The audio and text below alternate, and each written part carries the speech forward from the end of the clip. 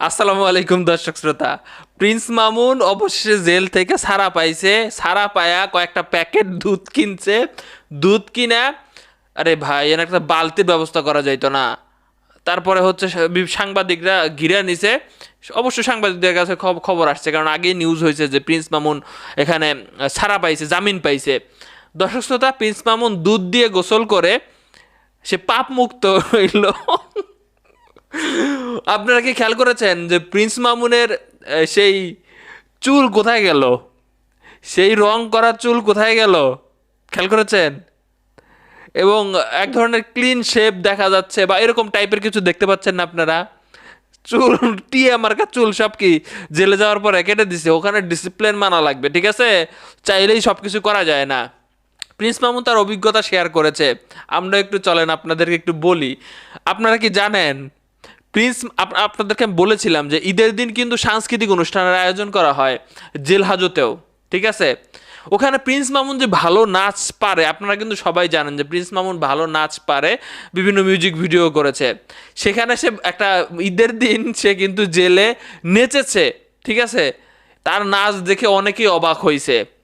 Prince Mamun বলতেছিল যে এমন অনেক ভক্ত পাইছি যারা আগে আমারে ফলো করতো এবং পরবর্তীতে তারা জেলে গেছে, সেখানে তাদের দেখা হয়েছে, তারা অভিভূত হয়েছে।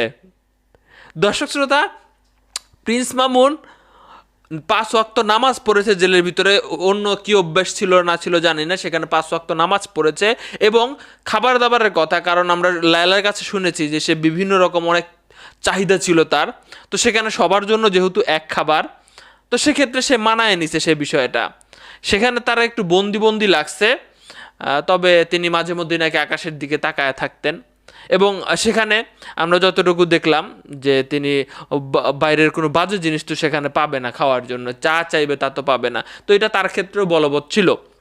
দর্শক শ্রোতা, এবার আসেন জামিনের ব্যাপারে। আমরা দেখেছি বিয়ের প্রলোভনে লায়লার সাথে এই হয়েছে সেই হয়েছে, এরকম একটা মামলা কিন্তু করা হয়েছে। এখন এই মামলাতে স্বভাবতই কেমনে জামিন পাইল? পয়েন্ট, প্রথম কিন্তু জামিন যখন চায় তারা গ্রেপ্তার করার পরে তারা কিন্তু জামিন দেওয়া হয় না। এতদিন পরে বিষয়টা যখন ঠান্ডা হয়ে গেল, সে জামিন পাইল। এখানে কি লায়লার কোনো হাত আছে জানি না আমি, লায়লার কোনো বক্তব্য এখনো পর্যন্ত আসে নাই। তবে প্রিন্স মামুন কিন্তু লায়লা সম্পর্কে কোনো ধরনের বক্তব্য সাংবাদিকদের সামনে দিচ্ছে না বা দিবে না। সে এখন ভালো ভদ্র ছেলের মতো ব্যবসা বাণিজ্য, মিউজিক ভিডিও বা যা করুক না কেন করবে, এবং ভালো দেখে সামনে মনে একটা বিয়ে শাদী করে নেবে, এরকম একটা ব্যবসা বোঝা যাচ্ছে। তার মানে খেলার ফিনিশিং হলো, খেলার ফিনিশিং হলো এই মামুন জেল খেটে এসে খেলার ফিনিশিংটা আমরা শেষ পর্যন্ত দেখে ফেললাম। তার মানে এখন থেকে তারা পার্মানেন্টভাবে মনে হয় ছাড়াছাড়িভাবে থাকবে, দুইজন দুইজনের জগতে চলবে। এখন আমার যেটা মনে হয়, আদালতকে এমনটা বোঝানো হয়েছে, মামুন আজকে তার বয়স ডিক্লেয়ার করেছে, জানেন? তারা নাকি 20 বছর বয়স পূর্ণ হলো, জেলে যখন ছিল 20 বছর বয়স পূর্ণ হলো।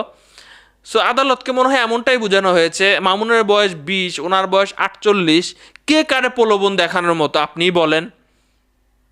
অবশ্যই ওই হাতেও তালি বাজছে, এই জন্য এই ঘটনাটা ঘটছে, বা বিভিন্ন কারণ থাকতে পারে। বিভিন্নভাবে আদালতকে বোঝানো হয়েছে যে আমার মামুন জামিন পাওয়ার যোগ্য, আদালত তাই জামিন দিয়েছে। শুভকামনা থাকলো, ভালো থাকেন আপনারা। একটা শিক্ষা গ্রহণ করেছেন জীবনে, তাই বলবো যে আর ভুল এরকম যেন না হয়।